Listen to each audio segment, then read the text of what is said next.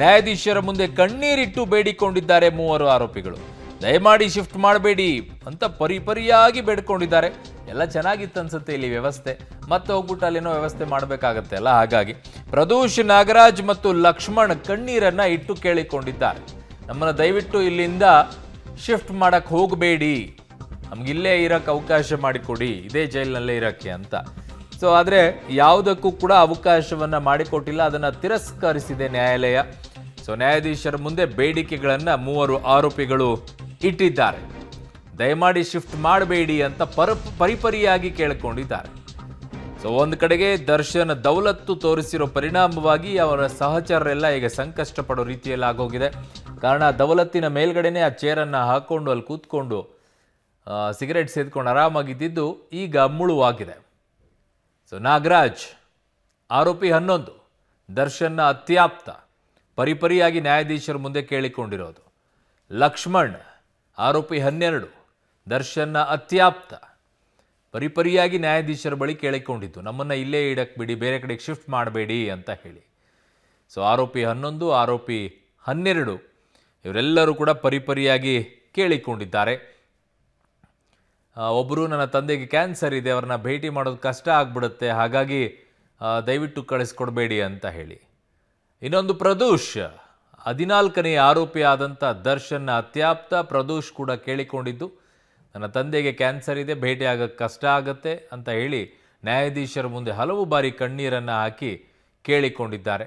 But ಅವಕಾಶವನ್ನು ಮಾಡಿಕೊಟ್ಟಿಲ್ಲ. So ಈ ಮನವಿಯನ್ನ ಈಗ ನ್ಯಾಯಾಧೀಶರು ಸಾರಾಸಗಟಾಗಿ ತಿರಸ್ಕರಿಸಿದ್ದಾರೆ. ಯಾವುದೇ ಏನೇ ಬೇಡಿಕೆ ಇಟ್ಟರೂ ಕೂಡ ಕೇಳಿಲ್ಲ. ಡಿ ಗ್ಯಾಂಗ್ನ ಕಣ್ಣೀರಿಗೂ ಕೂಡ ಕರಗಿಲ್ಲ. ಆರೋಪಿಗಳ ಮನವಿಯನ್ನ ನ್ಯಾಯಾಲಯ ತಿರಸ್ಕರಿಸಿದೆ. ಪದೇ ಪದೇ ಬೇಡಿಕೊಂಡ್ರೂ ಕೂಡ ಮನವಿಯನ್ನ ನ್ಯಾಯಾಧೀಶರು ತಿರಸ್ಕರಿಸಿದ್ದಾರೆ. ಇದೇ ರೀತಿಯಾಗಿ ಪರಿಪರಿಯಾಗಿಯೇ ಬೇಡಿಕೊಂಡಿದ್ದು ರೇಣುಕಾಸ್ವಾಮಿ ಕೂಡ. ಅವತ್ತು ಈ ಮನಸ್ಥಿತಿ ಬರಲಿಲ್ವ? ಅವತ್ತು ಕೂಡ ಕಣ್ಣೀರು ಹಾಕಿ ಕೇಳಿಕೊಂಡಿದ್ದು ಆ ರೇಣುಕಾಸ್ವಾಮಿ. ಅವತ್ತು ಕೇಳಿಸ್ಕೊಳ್ಳಿಲ್ಲ. ಇವತ್ತು ನೀವು ಕಣ್ಣೀರು ಹಾಕಿ ಕೇಳಿಸ್ಕೊಡಿದ ತಕ್ಷಣನೇ ನ್ಯಾಯಾಲಯವೂ ಕೂಡ ನಿಮಗೆ ಪುರಸ್ಕರಿಸ್ಕೊಂಡ್ಬಿಡ್ಬೇಕು. ಅವತ್ತು ಅನಿಸ್ಲಿಲ್ಲ ರೇಣುಕಾಸ್ವಾಮಿಯನ್ನು ಹೊಡೆಯುವಂಥ ಸಂದರ್ಭದಲ್ಲಿ, ರೇಣುಕಾಸ್ವಾಮಿಗೆ ಆ ಚಿತ್ರಹಿಂಸೆ ಕೊಡಬೇಕಾದಂಥ ಸಂದರ್ಭದಲ್ಲಿ, ರೇಣುಕಾಸ್ವಾಮಿ ಪದೇ ಪದೇ ಪರಿಪರಿಯಾಗಿ ಕೇಳಿಕೊಂಡಂಥ ಸಂದರ್ಭದಲ್ಲೂ ನಿಮಗೆ ಅನಿಸ್ಲಿಲ್ಲ ಅವತ್ತು. ಇವತ್ತು ನೀವು ಕಣ್ಣೀರು ಹಾಕ್ಕೊಂಡು ಕೊಳೋ ಅಂತ ಅಂದ ತಕ್ಷಣ ನಿಮ್ಮನ್ನೆಲ್ಲ ಕೇಳ್ಕೊಂಡ್ಬಿಟ್ಟು ಹೌದೌದು ನಿಮ್ಮನ್ನು ಇಲ್ಲೇ ಇಡಬೇಕು ಅಂತ ಅನ್ಕೋಬೇಕಾ? ಯಾವ ಪರಿಸ್ಥಿತಿಯಲ್ಲಿ ನೋಡ್ಕೊಳ್ಳಿ. ಇವ್ರು ಮಾತ್ರ ಕಣ್ಣೀರು ಹಾಕಿದಾಗ ಕರಗಬೇಕಂತೆ. ಪಾಪ ಅವತ್ತು ಅವ್ನು ಕಣ್ಣೀರು ಹಾಕಿದಾಗ ಕರಗಲಿಲ್ಲ ಇವರು. ನನ್ನ ಸಹೋದ್ಯೋಗಿ ಕ್ರೈಮ್ ಬ್ಯೂರೋ ಹೆಡ್ ಆಗಿರುವಂಥ ಮುರಳೀಧರ್ ನನ್ನ ಸಂಪರ್ಕದಲ್ಲಿದ್ದಾರೆ. ಮುರಳಿ, ಏನಾಯ್ತು ಇವತ್ತು ಕೋರ್ಟ್ನ ವಿಡಿಯೋ ಕಾನ್ಫರೆನ್ಸ್ನಲ್ಲಿ? ಯಾವ ರೀತಿಯಾಗಿ ಕೇಳಿಕೊಂಡ್ರು ಎಲ್ಲ ಆರೋಪಿಗಳು ನಮಗೆ ಇಲ್ಲೇ ಇರಬೇಕು ಅಂತ ಹೇಳಿ? ಏನಾಯ್ತು ಒಟ್ಟಾರೆಯಾಗಿ ಕೋರ್ಟ್ನ ಒಳಗಡೆಗೆ? ಅರುಣ್, ಇವತ್ತು ನ್ಯಾಯಾಂಗ ಬಂಧನದ ಅವಧಿ ವಿಸ್ತರಣೆ ಇತ್ತು. ವಿಸ್ತರಣೆಯ ಸಂದರ್ಭದಲ್ಲಿ ಇವತ್ತು ಎಲ್ಲರನ್ನು ಕೂಡ 17 ಜನ ಆರೋಪಿಗಳನ್ನು ಕೂಡ ವಿಡಿಯೋ ಕಾನ್ಫರೆನ್ಸ್ನ ಮೂಲಕ ನ್ಯಾಯಾಧೀಶರ ಮುಂದೆ ಹಾಜರನ್ನು ಪಡಿಸಿದರು.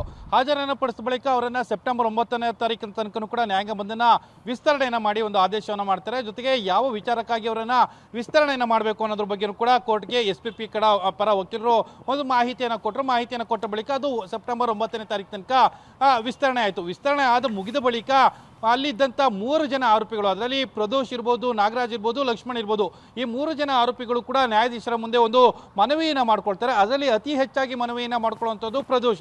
ಅಂದರೆ 5 ಬಾರಿ ನಮ್ಮನ್ನ ಜೈಲಿಂದ, ಈ ಬೆಂಗಳೂರಿನ ಜೈಲಿಂದ ಬೇರೆ ಕಡೆಗೆ ಶಿಫ್ಟನ್ನು ಮಾಡಬೇಡಿ, ನಮ್ಮ ತಂದೆಗೆ ಕ್ಯಾನ್ಸರ್ ಇದೆ, ಅವರನ್ನು ಆಸ್ಪತ್ರೆಗೆ ಅಡ್ಮಿಟನ್ನು ಕೂಡ ಮಾಡಿದ್ದಾರೆ, ಈಗ ನಾವು ಹೊರಗಡೆಯಿಂದ ಒಳಗಡೆ ಬರಲಿಕ್ಕೂ ಕೂಡ ನಮ್ಮ ಕುಟುಂಬದವ್ರನ್ನ ಬಿಡ್ತಾ ಇಲ್ಲ, ಕಳೆದ 2-3 ದಿನಗಳಿಂದ ಆದಂಥ ಬೆಳವಣಿಗೆಗಳಿಂದ ಕುಟುಂಬಸ್ಥರನ್ನು ಕೂಡ ಭೇಟಿ ಮಾಡಲಿಕ್ಕೆ ಅವಕಾಶಗಳು ಸಿಗ್ತಾ ಇಲ್ಲ.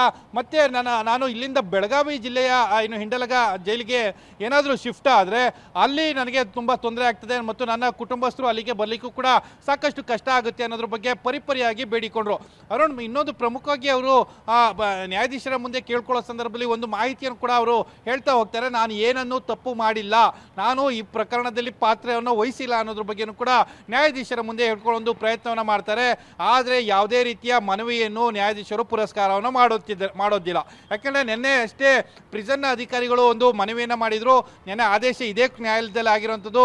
ಇದೇ ನ್ಯಾಯಾಲಯದಲ್ಲಿ ಆದಂಥ ಆದೇಶವನ್ನು ವಕೀಲರ ಮೂಲಕ ಪ್ರಶ್ನೆಯನ್ನು ಮಾಡಬೇಕಿತ್ತು. ಆದರೆ ಪ್ರದೋಷ್ ಮತ್ತು ಲಕ್ಷ್ಮಣ್ ನಾಗರಾಜ್ ಇವರೆಲ್ಲರೂ ಕೂಡ ಬಂದು ನ್ಯಾಯಾಧೀಶರ ಮುಂದೆ ಯಾವಾಗ ಅಳಲನ್ನು ತೋಡ್ಕೊಳ್ತಾರೆ ಅಂದರೆ, ನಾಗರಾಜ್ ಮತ್ತು ಲಕ್ಷ್ಮಣ್ ಅಷ್ಟು ದೊಡ್ಡ ಪ್ರಮಾಣದಲ್ಲಿ ಕೇಳ್ಕೊಳ್ಳಿಲ್ಲ. ಕೇವಲ ನಮ್ಮ ಕುಟುಂಬಸ್ಥರನ್ನ ಭೇಟಿ ಮಾಡಲಿಕ್ಕೆ ಸಾಧ್ಯ ಆಗಲ್ಲ, ಆ ಹಿನ್ನೆಲೆಯಲ್ಲಿ ನಮ್ಮನ್ನ ಬೆಂಗಳೂರು ಜೈಲಿಂದ ಬೇರೆ ಕಡೆಗೆ ಶಿಫ್ಟ್ ಮಾಡಬೇಡಿ ಅಂತೇಳಿ ಮನವಿಯನ್ನು ಮಾಡಿಕೊಂಡ್ರು. ಆದರೆ ಪ್ರದೋಷ್ ಪರಿಪರಿಯಾಗಿ ನ್ಯಾಯಾಧೀಶರ ಮುಂದೆ ಬೇಡ್ಕೊಂಡಂಥದ್ದು, ನನ್ನ ತಂದೆಗೆ ಕ್ಯಾನ್ಸರ್ ಇದೆ, ಆ ಹಿನ್ನೆಲೆಯಲ್ಲಿ ನನ್ನನ್ನು ಇಲ್ಲಿಂದ ಶಿಫ್ಟ್ ಮಾಡಬೇಡಿ, ದಯಮಾಡಿ ನನ್ನನ್ನು ಬೆಂಗಳೂರಿನ ಪರಪ್ಪನಗರ ಜೈಲಿನಲ್ಲಿ ಇರಲಿಕ್ಕೆ ಒಂದು ಅವಕಾಶವನ್ನು ಮಾಡಿಕೊಡಿ ಅಂತೇಳಿ ಕೇಳ್ಕೊಂಡ್ರು. ಆದರೆ ನ್ಯಾಯಾಲಯ ಅದು ಯಾವುದೋ ಮನವಿಗೂ ಕೂಡ ಪುರಸ್ಕಾರವನ್ನು ಮಾಡಲಿಲ್ಲ. ಮುಂದಿನ ವಿಚಾರಣೆಯಲ್ಲಿ ನಾವು ನೋಡ್ತೀವಿ ಅಂತ ಹೇಳಿ ಅದನ್ನು ಸಾರಾಸಗಟಾಗಿ ತಳ್ಳಿ ಹಾಕಿರೋಂಥದ್ದು. ಅರುಣ್.